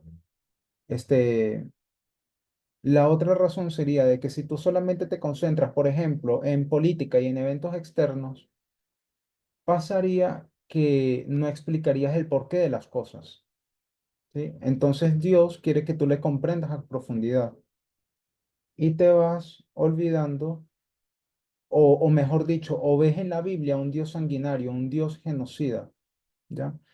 Porque en el Antiguo Testamento, y esto es lo que mucha gente atea menciona, porque Dios era tan sanguinario en el Antiguo Testamento, ¿sí? No sé si les ha pasado, pero ellos atribuyen a Dios un carácter como si fuese genocida o malo, y quién va a querer adorar a un Dios que en cualquier momento lo puede destruir, ¿ya? Por ponérselos así bien básico, a un nivel básico. Entonces, sí me dejé entender allí en esa parte, o si hay algo que corregir, que alguien lo quiera corregir. Está bien, César. Está Estuvo bien, claro, César. Cés. Claro. Bueno, entonces vamos a darle rapidito con esta última parte ya. Bueno, al mismo tiempo, esta revelación y el libro de la naturaleza está compuesto de dos cosas. No sé si ustedes recuerdan los estudios de metodología de Marcel, pero la inspiración está compuesta de dos partes, ¿sí se acuerdan? 90% palabras. ¿Y cuál era el otro 10%? El 90% eran palabras e historias. Y este La 10%, estructura, la exacto, estructura. bien, la estructura. Entonces, no puedes descuidar una de la otra porque tú solamente vas a poder hacer aplicaciones correctas a tu propio tiempo comprendiendo la estructura, ¿no? Y al mismo tiempo, tú no tienes estructura si no tienes las palabras. Así que este es un ejemplo de algo que tú no puedes separar, sino que siempre va ligado, va unido, ¿ya? Ese es un ejemplo, uno de varios. Y bueno, solamente para finalizar este tema de la comida, es que escuchamos esta expresión, ¿no? Eres lo que comes. Entonces, si tú quieres ser feminista, el eres, ¿qué tienes que hacer? ¿Qué tienes que hacer si quieres ser feminista? Según esta frase, ¿no? De eres lo que comes. Y hablamos de que, Instruirse, exacto, instruirse. instruirse en ese tema, leer libros, artículos, no sé. Ujú.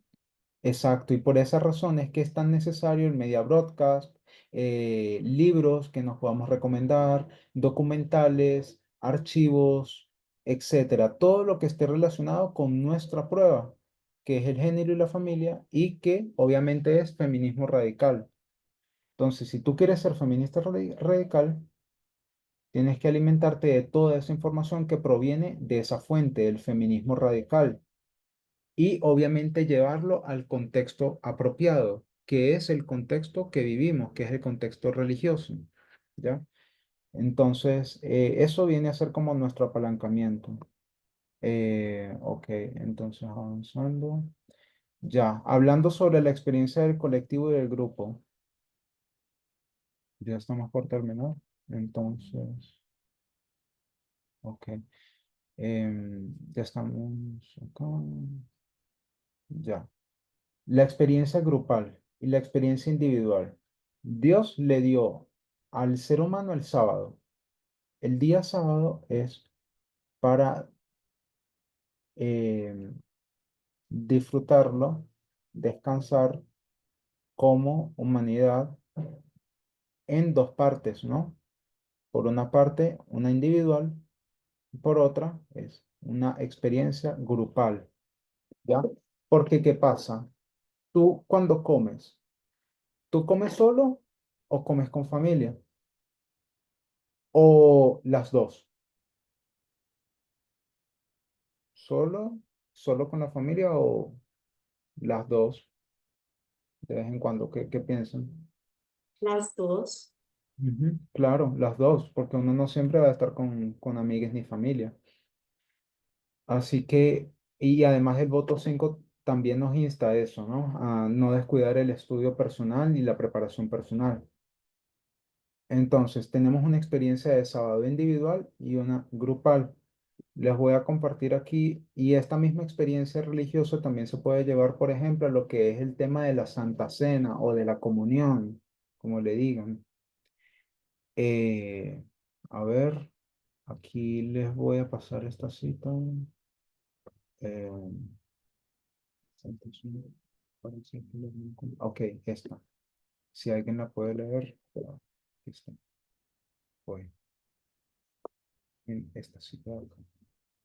Entonces ahí lo que vemos es una experiencia individual y una experiencia grupal. Está el lavamiento de los pies y está la comunión o los sufrimientos bueno, en el inglés se le llaman los sufrimientos del Señor. La palabra Lord no tiene como una traducción diferente a Señor en español. Yo lo intento hacer como lo más neutral posible en cuanto al género, pero hay algunas cosas que no se pueden traducir. Entonces, ¿quién la lee?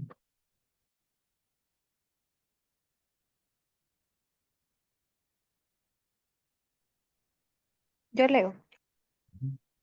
Dice, El acto de Cristo al lavar los pies de sus discípulos fue sagrado. Su motivo al hacerlo era provocar, a través del recuerdo de lo que Cristo había hecho por ellos, un estado de sentimiento en el que no debería haber lugar para la exaltación de unos sobre otros. Esta ordenanza tenía como objetivo hacer que el hermano comprendiera los sentimientos de su hermano. Gracias, Yesenia.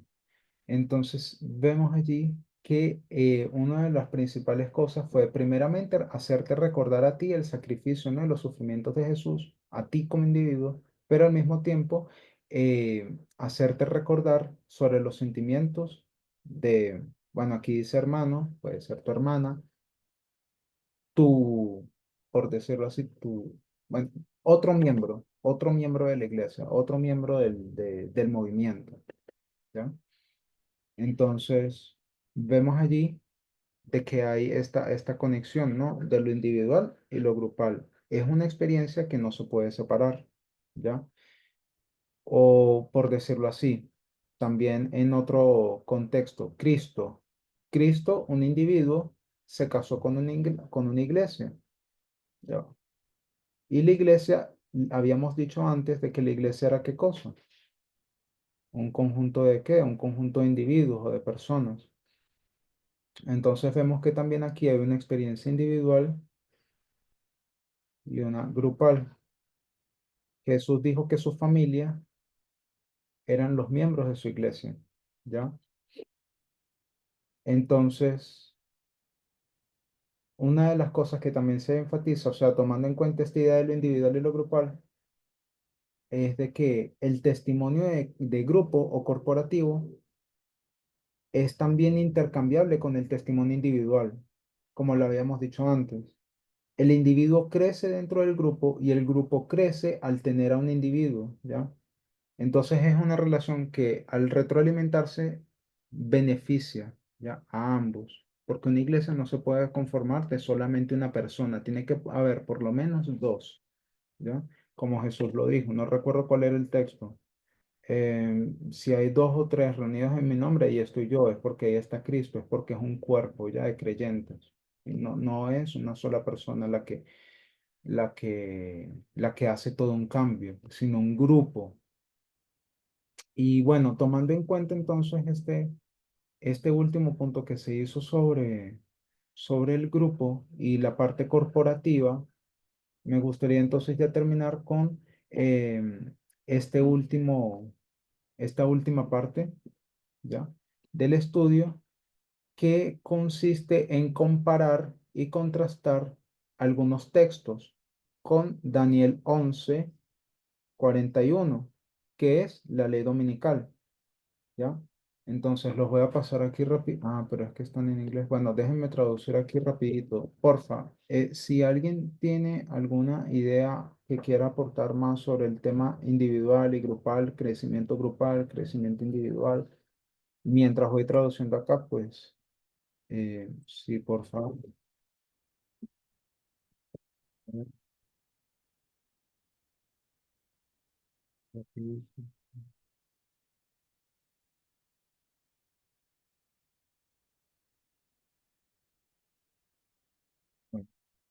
Daniel 11, recuerden que es ley dominical, ¿ya? Aquí vamos a estar hablando de... A ver, ¿dónde está? Ok, ok. Aquí hay una cita tanto de Testimonios para la Iglesia, el tomo 9, también hay una que... Ah, perdón, esta última no la traducí.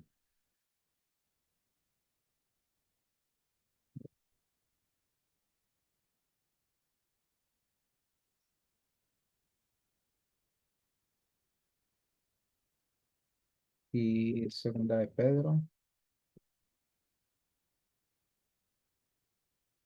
y Daniel 11. Básicamente, recuerden que hay formas de buscar en la Biblia, o mejor dicho, de hacer una parábola, ¿no? Una es por la palabra, Otra es por una palabra que sea anexa a esa otra palabra y la otra es por el concepto, perdón. Entonces aquí se va a comenzar a establecer una parábola es haciendo uso de las palabras específicas. Entonces en Daniel 11:41 nos dice, no sé si alguien lo puede leer, ya lo volví.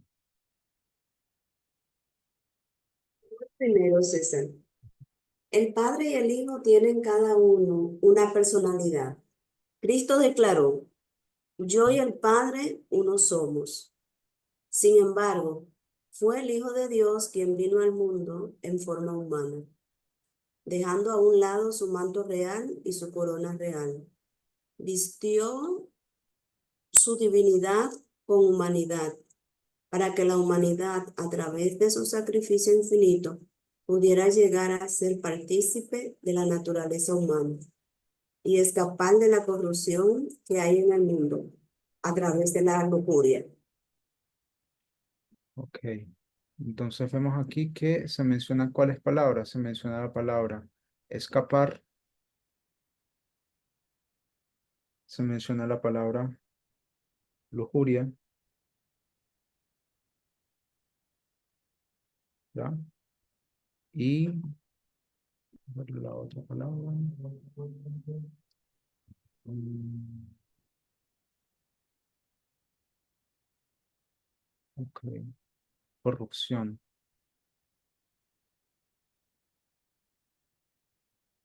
En Daniel 11:41 que nos habla. Y en segunda de Pedro 1:4. Por las cuales se nos dan promesas muy grandes y preciosas, para que por ellas seáis partícipes de la naturaleza divina, habiendo escapado de la corrupción que hay en el mundo por la concupiscencia. Entrará, 41, entrará también en la tierra gloriosa, y muchas tierras serán devastadas, pero estos escaparán. Perdón, que se apagó. Tranquila. Estos escaparán de su mano, Edom, Moab y los jefes de los hijos de Amón. Ok. Entonces aquí también mencionamos escapar. Hablamos de... mm, También corrupción. ¿en qué parte en Daniel 11:41? Ah, no, en Pedro. Eso. En Pedro hablamos de escapar, hablamos de lujuria, ¿no? Sí, y Y corrupción. corrupción. Y lo conectamos con Daniel 11:41. ¿Por qué palabra? Por esta palabra, escapar. Entonces, digamos, podemos tomar estos conceptos, escapar, lujuria y corrupción, y vincularlos a Daniel 11:41. ¿Por qué? Porque entendemos cuál es el contexto ya de ese versículo. Entonces, ¿están escapando de qué cosa?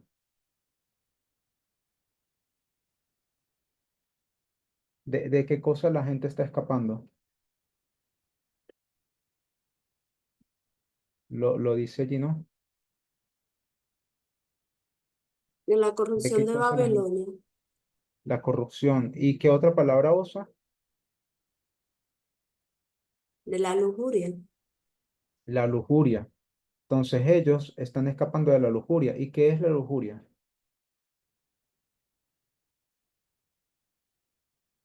la concupiscencia, los deseos de la carne. Eso se, se entiende por una parte, pero fíjate que en otro sentido, lujuria, y esto es algo que se ve allí en Wikipedia también, la lujuria que no es sexual, por cierto, porque la lujuria está muy vinculada al tema sexual, pero esta es la no sexual. Entonces, es una fuerza psicológica o deseo por algo. Puede tomar cualquier forma, ¿ya? Puede tomar cualquier forma. Entonces, es una fuerza psicológica, es un deseo por algo, ¿ya? Que la gente no puede controlar, por decirlo así. Entonces, esta lujuria, tomando en cuenta el tema de lo individual y lo grupal, ¿es de qué naturaleza? ¿Es individual o es grupal? Eso por un lado. Y por otra, la lujuria, ahorita yo no recuerdo bien, yo sé que era en el Camino a Cristo, el capítulo 5 si no estoy mal, la lujuria se vinculaba con el estado de la odicense, ¿ya? Habían tres cosas allí. Entre ellas estaba la lujuria, y la otra era el egoísmo, y la otra era el orgullo, si no estoy mal.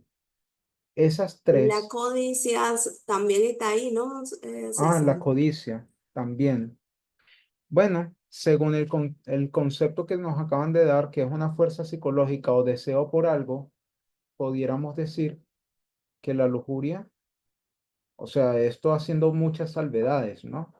No estoy diciendo que esto sea 100% así, pero haciendo la salvedad, la lujuria se puede intercambiar con qué cosa, con codicia. Y eso, la codicia, entonces está relacionada con qué, proféticamente hablando, ¿si lo recuerdan?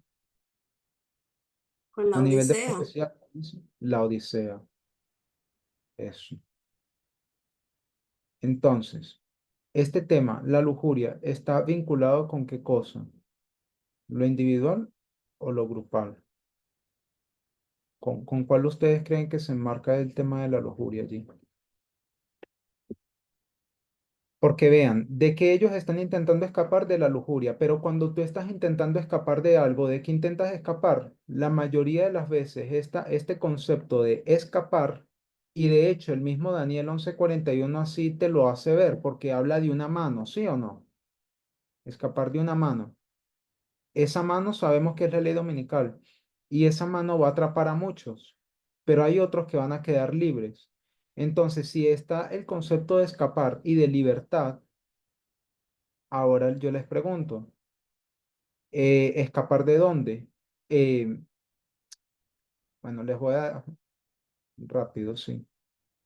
Es una cárcel, ¿ya? Ese versículo te habla de personas que quedan encerradas en una cárcel, mientras que hay otras personas que dicen que escapan de esa cárcel y que son Edom, Moab y la mayoría de los hijos de Amón, ¿ya? Son dos grupos. Llegó el Evangelio eterno y separó esas clases, unos que escapan y otros que se quedan en la prisión. ¿Y esa prisión es de qué naturaleza? ¿Es literal? Pregunto. ¿Será una prisión literal? Hoy en día hay No, gente que está... ¿Cómo? ¿Quién dijo? ¿Quién habló? ¿qué pasó? Yo es que mi audio está como, no, yo digo que no debe ser literal, Que es supongo que espiritual, no, ¿no? ¿Y sí. cómo se ve entonces una prisión espiritual? eh, no sé, quizás a las cosas, con las cosas que estás esclavizado, tus rutinas, Ujú, tus ujú. mm, ¿Qué pensamientos, más? las cosas a las que obedeces. Pensamientos, pensamientos, ideas. Entonces, ¿eres esclavo o eres preso? Porque esclavo y estar preso es lo mismo, básicamente. De hecho, todo el sistema carcelario se basó en la esclavitud y esto es demostrado. Entonces, pensamientos, mentalidad también, le pudiéramos decir. Entonces, hoy en día hay personas que están siendo atrapadas por la mano de Daniel 11:41 y es esta mentalidad o este mismo pensamiento, ¿ya? Y ese pensamiento o esa mentalidad viene a ser patriarcado, ¿sí? Y esa persona dice aquí los textos que leímos que no puede, o sea, no puede salir de allí, o mejor dicho, está encerrada en eso, en la lujuria. Ahora, y en la corrupción que está en el mundo, ¿no? Que sabemos que es el patriarcado. Entonces, ahora yo les pregunto, esa experiencia de estar preso, de estar esclavizado, y a nivel de pensamientos, como lo dijo Yesenia, pensamientos o mentalidad, me pudiéramos decir. ¿Se aplica a cuál de estos? ¿Individual o grupal? Tomen en cuenta lo que habíamos dicho aquí arriba y acá. ¿Sí se acuerdan? Eh, por acá. ¿Dónde era que están? Aquí. Colectivo contra el individuo. ¿Dónde ustedes creen que se enmarcaría esto? El Yo lo escapar de... Ujú. en lo individual, Sí, pero sí, de reforzado por acuerdo. lo colectivo. ¿Cómo? Perdón, te interrumpí. Que yo le pondré en lo individual, pero pienso que a través el colectivo lo refuerza. O sea, Ujú. que tú te quedes en ese pensamiento. Excelente. Sí, es eso. O sea, lo individual es lo que te afecta. Tú no puedes escapar porque tú estás en la corrupción que está en el mundo y viene dado por la lujuria, y esa lujuria que es un deseo, ¿no? Que Iris nos ayuda a relacionarlo con el tema de la codicia y la odisea, es a nivel individual.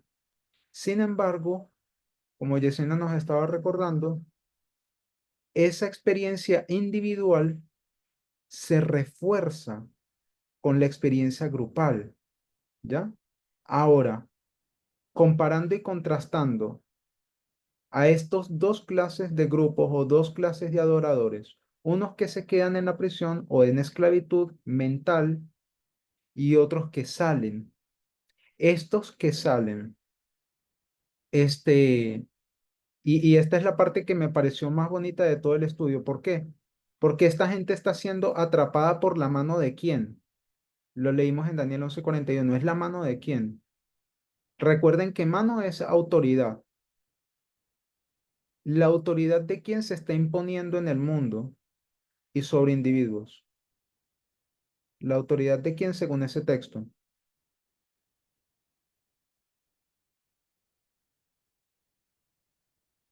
El rey del norte, César. Ujú. Exacto, es el rey del norte.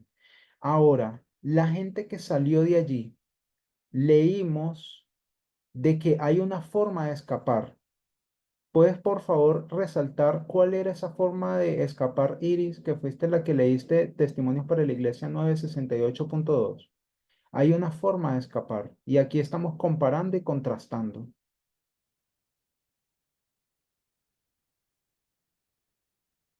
Ya Yesenia nos dio la idea correcta de que son pensamientos. Estás esclavizado, estás preso en base a tus pensamientos. Entonces hay una forma de escapar. Mirándolo en el texto de Pedro, sería, ¿no? Ajá.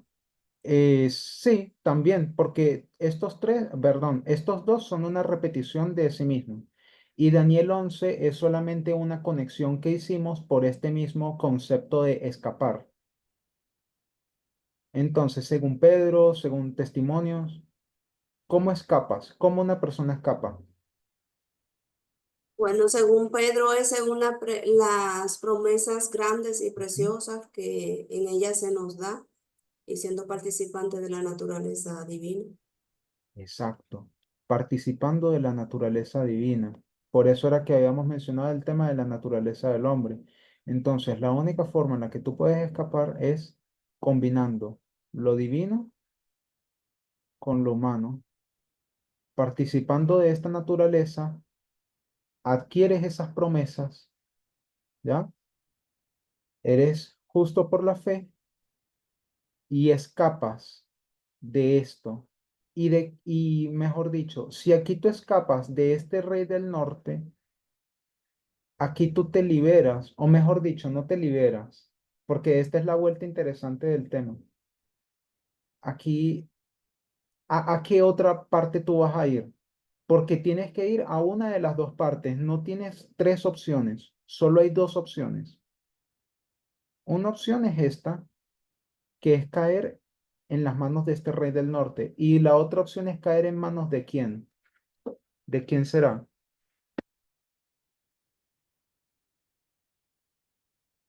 Si estamos comparando y contrastando, ¿quién sería entonces? ¿En manos de quién caes? Si, si estás comparando acá.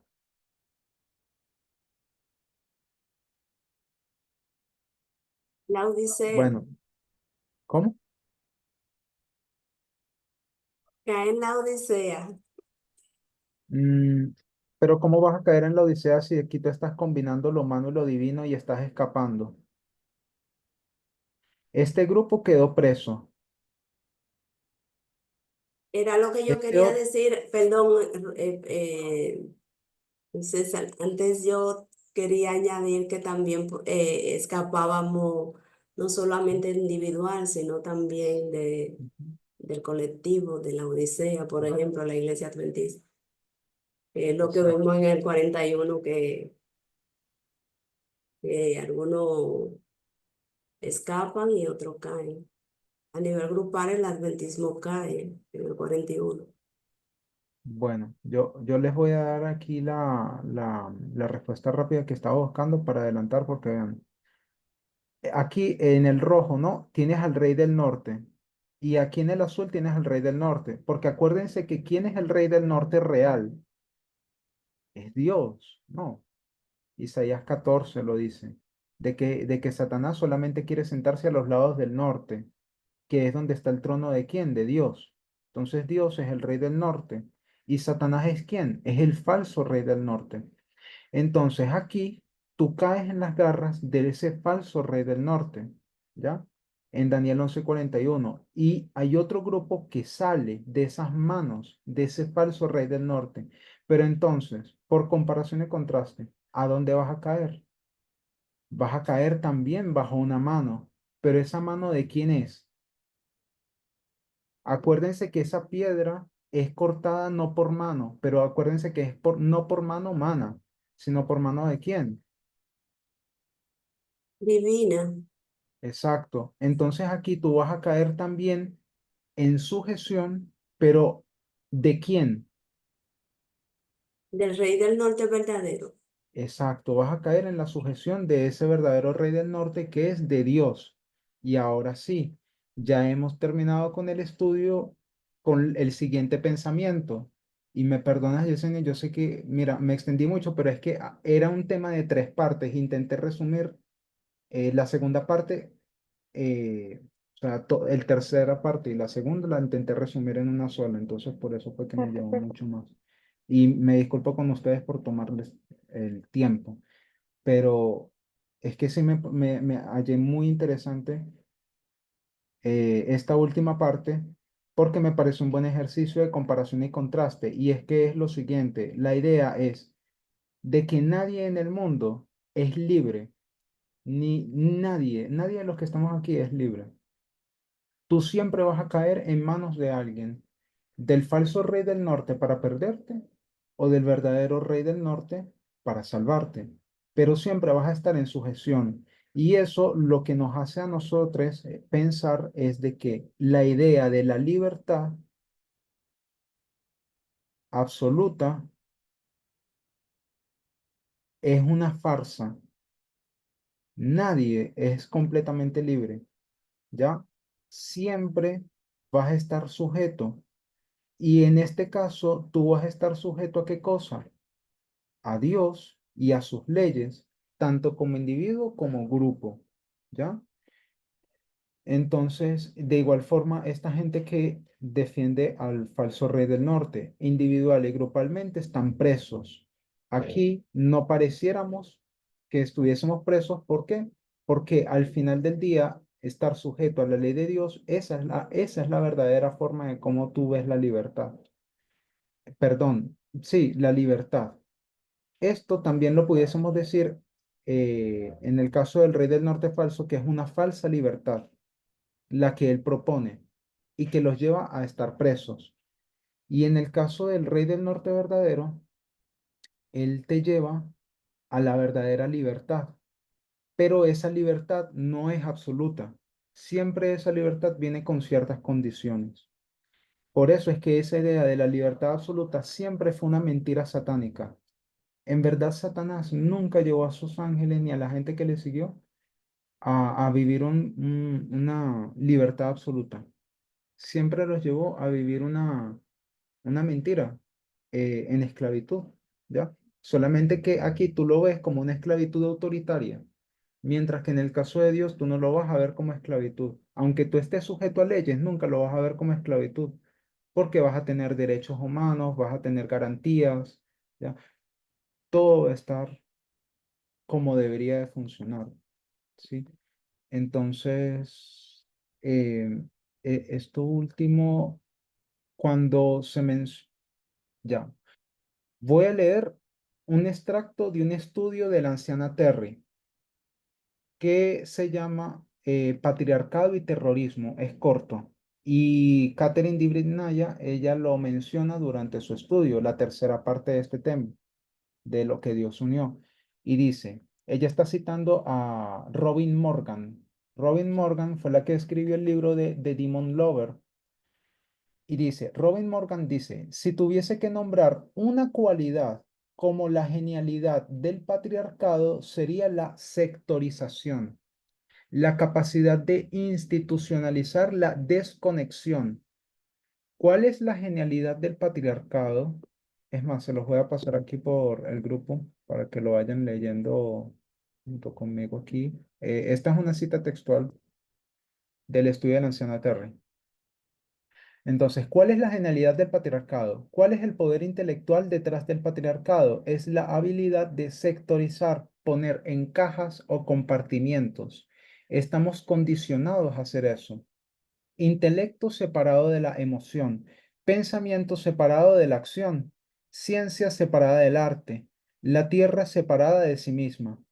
Todos somos afectados y heridos por esta capacidad. Está siendo reforzada por toda institución a nuestro alrededor cada día. Como consecuencia, la supervivencia requiere desensibilización, o sea, volverte insensible. Y dice, aquí la anciana Terry, tienes que ser fuerte, no debes sentir, así que sectorizar, mantener las cosas separadas, esa es la genialidad y el poder intelectual detrás del patriarcado. Robin Morgan continuó, si tuviera que caracterizar una cualidad como la genialidad del pensamiento feminista, cultura y acción, sería la conectividad. Entonces, la anciana Terry sigue diciendo, demostramos en nuestras líneas que esa es la genialidad detrás de nuestras líneas. El cómo conectamos línea sobre línea, dispensación con dispensación, hitos con hitos, eventos históricos con otros eventos históricos, y el hacer eso nos sensibiliza y nos ablanda. Robin Morgan, la conectividad es peligrosa para cualquier status quo imaginable, porque insiste en dar a conocer. Y la anciana Terry termina diciendo, tienes que darte cuenta de las cosas. Si sectorizas todo, no tienes por qué notar nada. Así que el peligro, en resumen, es en sectorizar. Ese es el problema del patriarcado. Y eso es lo que es el peligro de hacer acá. No puedes sectorizar esto. Lo que Dios unió, no puedes sectorizarlo. No lo puedes separar. ¿Qué es lo que tienes que hacer? Tienes que conectarlos. Así como conectamos líneas, así como conectamos dispensaciones, todo está conectado. Experiencia individual, experiencia grupal. Sábado individual, sábado en comunión con todos y con otras personas. Eh, experiencia colectiva, experiencia individual, la naturaleza, la revelación, las palabras, la estructura, todo eso se integra, todo eso es una misma cosa y no se puede separar, porque entonces caes en el peligro y caes en el patriarcado. Entonces eso era todo el tema y me disculpan por toda la demora. Ahorita terminamos. Gracias, César. Muy interesante. Si quieres, entonces hacemos la oración final. Tú la diriges y finalizamos. Bueno, entonces, ¿qué hacemos? Eh, ¿Alguien cierra con una oración? Si quieres tú mismo dirigirla. Mm, Bueno, ok, vamos.